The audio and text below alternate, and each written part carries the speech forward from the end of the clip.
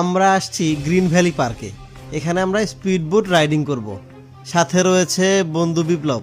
Speed boat চলা শুরু হয়েছে, আস্তে আস্তে গতি বেড়ে যাচ্ছে, গতি ভয়ানক পর্যায়ে চলে যাচ্ছে। ওয়াও, দারুণ মজা লাগছে। ভয়ানক রকমের বাঁক তৈরি করা হয়েছে, সাথে স্পিড বোটের গতি।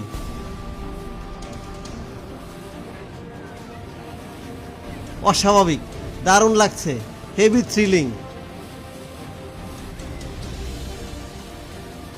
গতি বাড়ার সাথে সাথে শুরু হয়ে গেল ভয়ানক ঢেউ আর ঝাঁকুনি। দারুণ লাগছে।